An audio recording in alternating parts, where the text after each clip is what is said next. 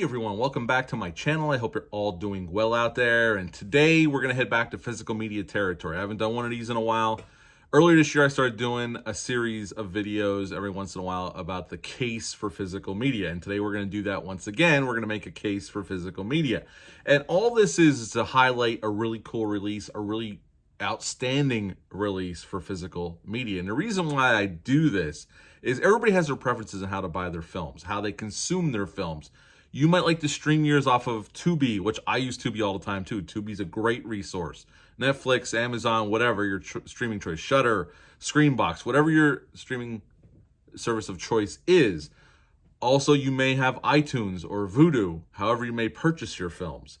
I was a big proponent of digital for a while too. I've always been a proponent of physical media up until, I don't know, about 10 years ago. Then I started going to iTunes. I have a lot of movies on my iTunes account, but within the last few years, I have gone back to physical media. And the reason why is just a quick, I've gotten some emails about why do you do these videos? I mean, digital's easier. Yes, digital is easier, and it doesn't take any space up in your home. And if you do it that way, you're not doing it wrong. I'm not saying you're wrong for buying digital and consuming your movies that way. Far from it.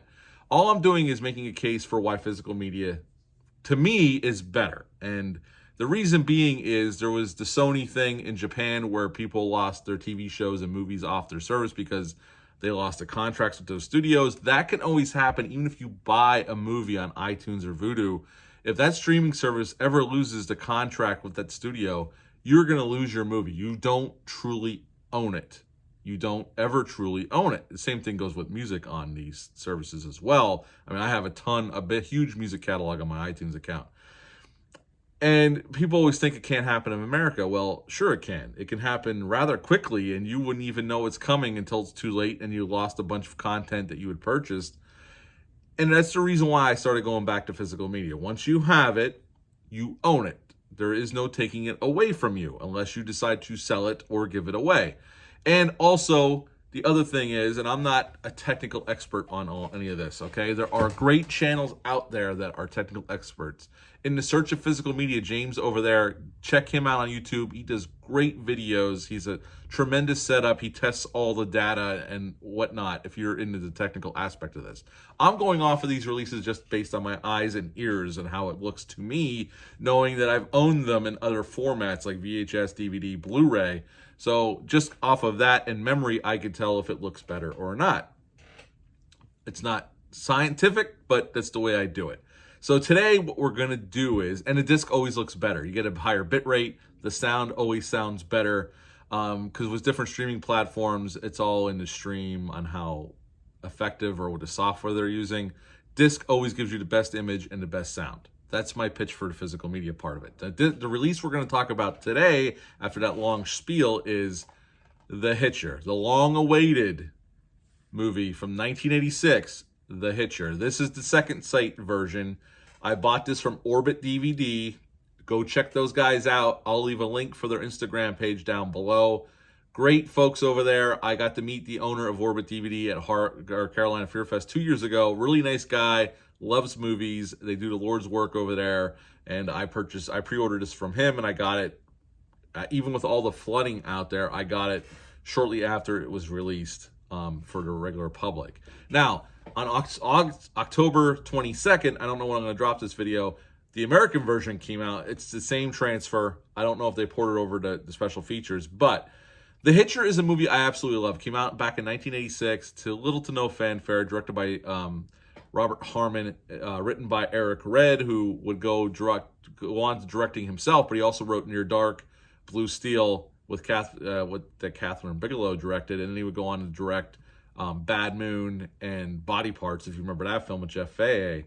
In this film, we got a great little cast. Rutger Hauer, who gives a terrific performance.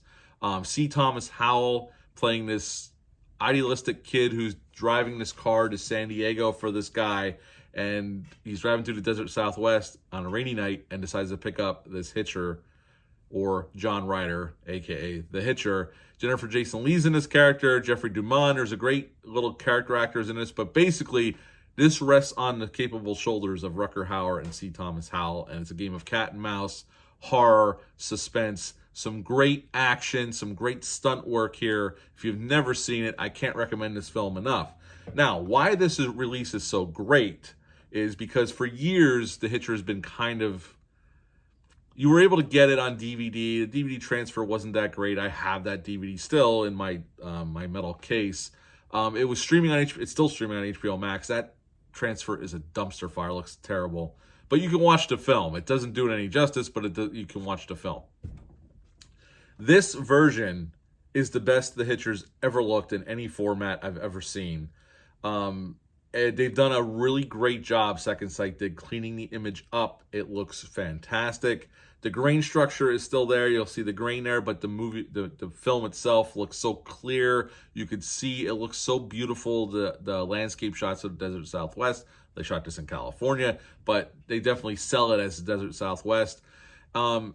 The sound, it sounds great. They did a great job on redoing the sound or remastering the sound.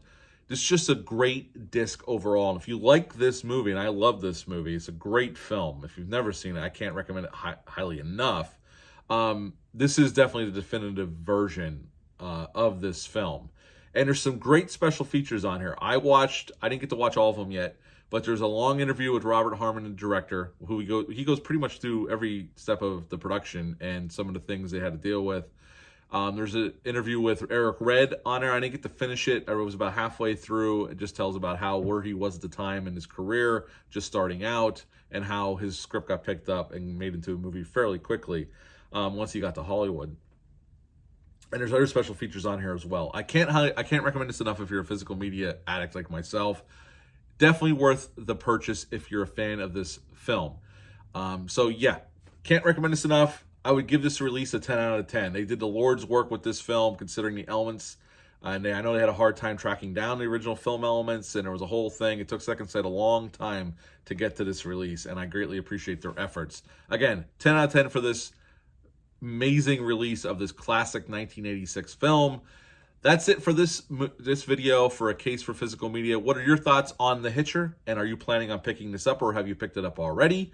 Leave a comment down below. Let me know. Hit the thumbs up, hit the subscribe button, share this video. I greatly would appreciate that. I'll be back soon with some more videos, but until next time, bye.